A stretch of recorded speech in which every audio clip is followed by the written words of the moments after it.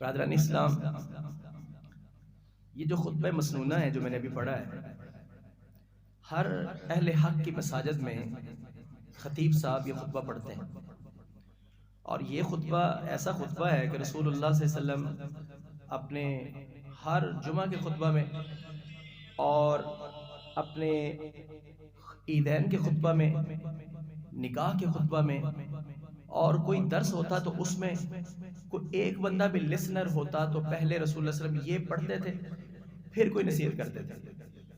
میں محسوس کرتا ہوں کہ ہماری مساجد میں اکثر یہ ہوتا ہے کہ جب یہ خطیب صاحب، امام صاحب یہ پڑھ رہے ہوتے ہیں تو سب نے سر پھینکے ہوتے ہیں، زیادہ تر اس وجہ سے بھی کہ ترجمہ نہیں آتا، اور اس وجہ سے بھی کہ ابھی شیخ صاحب کوئی برکت والے الفاظ پڑھ رہے ہیں، اور یہ برکت والے الفاظ جب مکمل ہو جائیں گے اس کے بعد ہم توجہ اوپر کریں گے، پھر ہی کوئی نصیحت ہونی ہے۔ تو حالانکہ ایسی بات نہیں ہے۔ نبی پاک علیہ السلام کے جو لسنرز تھے، سامعین تھے، وہ سب عربی جانتے تھے، بڑے بڑے فصیح و بلیغ تھے، عرب تھے، اپنے علاوہ سب کو گونگا عجم سمجھتے تھے، تو وہ ایک ایک لفظ کی صحیح شناخت رکھتے تھے، اس کی ترتیب، اس کی ترکیب، اس کی تاثیر، اور اس کا جو الفاظ کا چناؤ اور اس کی کمپیکٹنس، اس کے اندر جو اللہ پاک کی، رسول پاک علیہ السلام کی جامع کلمات کی گہرائی ہے، تو وہ سنتے تھے۔ تو پھر رسول اللہ صلی اللہ علیہ وسلم یہ ہر بار پڑھتے تھے، تو اس کا مطلب یہ آپ علیہ السلام ان کو پہلے یہ درس سناتے تھے، ہر نصیحت بعد میں ہوگی، پہلے یہ درس اپنا دہراؤ، پہلے اپنا یہ سبق دہراؤ، باقی نصیحت بعد میں ہوگی۔ تو اس لحاظ سے میں گزارش کروں گا کہ اس خطبہ کا ترجمہ ہر کسی کو آنا چاہیے۔ تو میں اپنی گفتگو کا آغاز اسی خطبہ کے ترجمہ سے کرنا چاہتا ہوں۔ مسلم شریف کی ایک حدیث میں لکھا ہوا ہے، ایک شخص آیا، اس کا نام زماد تھا، اور اس نے آ کے رسول پاک علیہ السلام کے شان اقدس میں ایسے الفاظ کہتے کہ جو سراسر توہین پر مبنی تھے، اور اس کے اندر ایک توہین تھی۔ بہرحال اس نے اپنے لحاظ سے کہا تھا، اس نے کہا جی میں دم جاڑے کا ماہر ہوں، لوگوں نے مجھے بتایا ہے کہ نعوذ باللہ ثم نعوذ باللہ ثم نعوذ باللہ کہ آپ کے دماغی توازن کا مسئلہ ہے، استغفر اللہ استغفر اللہ، تو اگر آپ پسند کریں تو میں آپ کو دم کروں۔ نبی پاک علیہ السلام کائنات کا سب سے اونچا اخلاق لے کر آئے تھے، تو آپ نے غصہ نہیں کیا، سبحان اللہ۔ نبی پاک علیہ السلام نے فرمایا کہ آپ کی بات جب مکمل ہو جائے تو آپ پھر ہمیں بتا دیجئے گا، پھر ہم اپنی بات کریں گے۔ اس نے کہا جی یہی بات کہنی تھی جو میں نے کہہ دی ہے، آپ کہیے آپ نے کیا کہنا ہے۔ رسول کریم صلی اللہ علیہ وسلم نے یہی الفاظ پڑھے، تو میں بات ترجمہ آپ کے سامنے پڑھنا چاہتا ہوں۔ پھر کیا ہوا، پھر اینڈ پر بتاتا ہوں، اس حدیث کے اینڈ پر پھر کیا ہوا۔ مسلم شریف کی حدیث ہے، سکہ بند، صحیح سند سے۔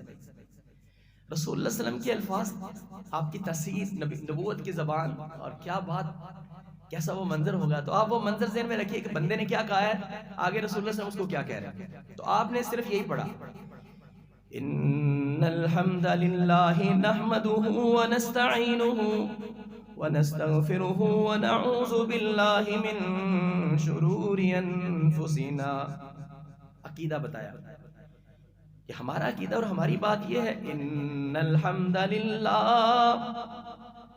نحمده ونستعینه ونستغفره ونعوذ باللہ، ہم اسی کی حمدیں اور تعریفیں کرتے ہیں، اسی سے ہی مدد مانگتے ہیں، اسی سے ہی موافق طلبگار ہیں۔ اب ان کی ہر بات، ہر لفظ کے اندر ایک گہرائی ہے اور عقیدہ ہے۔ جو جس کی عبادت کرتا ہے، جس کو سب کچھ سمجھتا ہے، وہ اس کی تعریفیں کرتا ہے۔ میں حیران رہ گیا، ایک گور شاہی فتنہ ہے، گور شاہی فتنہ، یونس گور شاہی آج کل اس کا نمائندہ ہے، ریپریزنٹیٹیو ہے، اس کا خلیفہ بنا ہوا ہے۔ تو گور شاہی مر گیا، اس نے بھی نبوت کا دعویٰ کیا تھا، تو وہ اپنے فالورز کو ذکر کروا رہا تھا، گور شاہی گور شاہی گور شاہی گور شاہی۔ ہم پڑھتے ہیں نا سبحان اللہ سبحان اللہ سبحان اللہ سبحان اللہ، تو وہ ورد کیا کرواتا ہے، گور شاہی گور شاہی گور شاہی۔ جو جس کو اپنا خدا مانتا ہے، اپنا الہ مانتا ہے، وہ اس کی تعریفیں کرتا ہے۔ تو ہمارا عقیدہ کیا ہے، نحمدہ، ہم اسی کی تعریفیں بیان کریں گے، وہ شربت لیں، ہم اسی کی تعریفیں بیان کریں، توجہ فرمائیے گا۔ اور اگلی بات، وَنَسْتَعِينُهُ، اور ہم اسی سے ہی مدد طلب کرتے ہیں، اسی سے ہی، not be, not be, only he، ہم اسی سے ہی مدد طلب کرتے ہیں. وَنَسْتَغْفِرُهُ، اور ہم اسی سے ہی معافی مانگتے ہیں. اس کے اندر بھی عقیدہ ہے. عیسائی جب کوئی گناہ کر لیتا ہے نا تو وہ معافی بھلا کیسے مانتے ہیں؟ کانفیس ان کا کیسے ہوتا ہے؟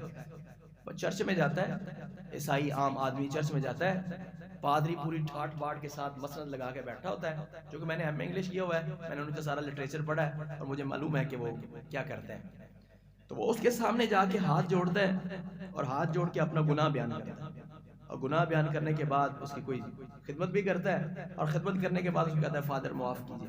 تو وہ ٹھاٹ کے ساتھ کہتا ہے ٹھیک ہے معاف کیتا، تو معاف ہو جاتا. تو لیکن ہمارا کنسپٹ کیا ہے؟ معافی بھی اللہ ہی دیتا ہے، معافی بھی اللہ ہی دیتا ہے.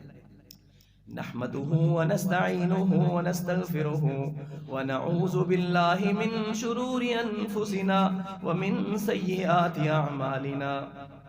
اور ہم اپنے نفسوں کی شرارتوں سے بھی اپنے رب کی پناہ میں آتے ہیں. ہم اپنے نفسوں کی شرارتوں سے بھی خود قابو نہیں کر سکتے. یوسف علیہ السلام نے کہا نا 13ویں سپارے کی پہلی آیت ہے وما ابرئ نفسی ان النفس لامارۃ بالسوء، میں اپنے نفس کو بری نہیں کرتا. نفس تو انسان کو گناہ پر ابھارتا ہے. بچتا وہی ہے جس کو اللہ بچائے، جس کو اللہ بچائے وہی بچ سکتا ہے. تو یہاں پر یہ ہے کہ وَنَعُوذُ بِاللَّهِ مِن شُرُورِ أَنفُسِنَا وَمِن سَيِّئَاتِ أَعْمَالِنَا، کہ ہم اپنی نفسوں کی شرارتوں سے اپنے آپ کو اپنے اللہ کی پناہ میں دیتے ہیں. گلا نہیں چل رہا، پوری محبت سے آپ کو سناتا. انشاءاللہ پھر کبھی موقع ملا تو میں طرز کے ساتھ سناؤں گا. طرز کے ساتھ جو ایک اللہ پاک کا فضل ہوتا ہے ترنم کے ساتھ، سبحان اللہ. پھر آپ نے اس کو اگلا اپنا عقیدہ بتایا، مَن يَهْدِهِ اللَّهُ فَلَا مُضِلَّ لَهُ وَمَن يُضْلِلْ فَلَا هَادِيَ لَهُ. جس کو اللہ ہدایت دے دے اس کو کوئی گمراہ نہیں کر سکتا، اور جس کی گمراہی اللہ کی طرف سے لکھ دی جائے اس کو کوئی ہدایت کی طرف نہیں لا سکتا. وَأَشْهَدُ أَن لَّا إِلَٰهَ إِلَّا اللَّهُ وَحْدَهُ لَا شَرِيكَ لَهُ وَأَشْهَدُ أَنَّ مُحَمَّدًا عَبْدُهُ وَرَسُولُهُ. اور میں اس بات کی گواہی دیتا ہوں کہ اللہ کے علاوہ کوئی عبادت کے لائق نہیں، اور محمد صلی اللہ علیہ وسلم اللہ کے بندے اور اللہ کے رسول ہیں. اس نے جب یہ الفاظ سنے، مسلم شریف کی حدیث ہے، تو اس نے ایک ترلا کیا، ایک فرمائش کی. اس نے کہا اللہ کی قسم یہ تو سمندر کی گہرائیوں سے بھی گہرے لفظ ہیں، میری گزارش ہے آپ یہ الفاظ مجھے ایک بار پھر تو سنائیں. تو نبی پاک صلی اللہ علیہ وسلم نے اس کو یہ الفاظ پھر سنائے. اور جب نبی پاک صلی اللہ علیہ وسلم نے دوسری بار اس کو سنایا تو اس نے پھر گزارش کی. اس نے کہا یہ تو سمندر سے بھی گہرے لفظ ہیں، گزارش ہے آپ یہ الفاظ ذرا مجھے ایک بار پھر تو سنائیں. وہ فصیح و بلیغ تھے اور اس کا مفہوم، اس نے کہا سمندر سے بھی گہرے لفظ آپ پھر تو سنائیں. جب آپ نے تیسری مرتبہ اس کو سنایا تو جب آپ یہاں پر پہنچے اشہد ان لا الہ الا اللہ وحدہ لا شریک لہ واشہد ان محمدًا عبدہ ورسولہ، تو ساتھ اس نے بھی پڑھ دیا اشہد ان لا الہ الا اللہ وحدہ لا شریک لہ واشہد ان محمدًا عبدہ ورسولہ. اس کے بعد رسول اللہ صلی اللہ علیہ وسلم پورے قرآن میں سے 3 آیتیں پڑھتے تھے، 3 آیتیں، اور تینوں آیتوں میں ایک لفظ مشترک ہے. اب توجہ میری طرف فرمائیے گا. اتقوا اللہ، اللہ سے ڈرو. اتقوا اللہ، اللہ سے ڈرو. یا ایھا الذین آمنوا اتقوا اللہ حق تقاتہ، اپنے اللہ سے اس طرح ڈرو جس طرح اس سے ڈرنے کا حق ہے. اب یہاں ہم نے سمجھنا ہے کچھ، میں نے بھی، اللہ مجھے بھی اس کی سمجھ نصیب فرمایا اور ہر وقت یہ ہمارے ساتھ بات رہ جائے. اللہ سے اس طرح ڈرو جس طرح اس سے ڈرنے کا حق ہے. میرے بھائیوں کیا ہم اس کا حق ادا کرتے ہیں ڈرتے ہوئے؟ یقین مانے ہم اتنا بھی نہیں ڈرتے جتنا اپنے باپ سے ڈرتے ہیں، اپنے بھائیوں سے ڈرتے ہیں، اپنی بیوی سے ڈرتے ہیں، بچوں سے ڈرتے ہیں، اپنے خاندان سے بچ کر گناہ کرتے ہوئے ان سے ہم ہٹ جاتے ہیں، ان سے ہم چھپ جاتے ہیں. لیکن اللہ کو مانتے بھی ہیں کہ وہ سب دیکھتا ہے، سب جانتا ہے، علیم بذات الصدور ہے، لطیف خبیر ہے، لیکن اس کے باوجود سب کچھ اس کے سامنے کرتے ہیں. ہم تو اتنا بھی نہیں ڈرتے جتنا کہ کسی جگہ پر لکھا ہو خبردار کیمرے کی آنکھ آپ کو دیکھ رہی ہے. جب یہاں پڑھ لیتا ہے تو کوئی بھی بندہ وہاں کوئی ایکٹیویٹی نہیں کرتا، حتیٰ کہ غیر محرم کی طرف دیکھتا بھی نہیں کہ یار کوئی بندہ دیکھے گا وہ کہے گا اے کدھر ویندا ہے، اس سے ہٹ جاتے ہیں. ہم اللہ کا کتنا حیا کرتے ہیں، ہم سب کا حیا کرتے ہیں، اگر نہیں حیا کرتے تو اللہ کا حیا نہیں کرتے. یہ ایک بڑی لگنے والی بات ہے لیکن یہ اصلاح کے لیے، میرے لیے اور آپ کے لیے بھی. اللہ پاک کیا فرماتے ہیں؟ یا ایھا الذین آمنوا اتقوا اللہ حق تقاتہ، اے ایمان والو اپنے اللہ سے اس طرح ڈرو جس طرح اس سے ڈرنے کا حق ہے۔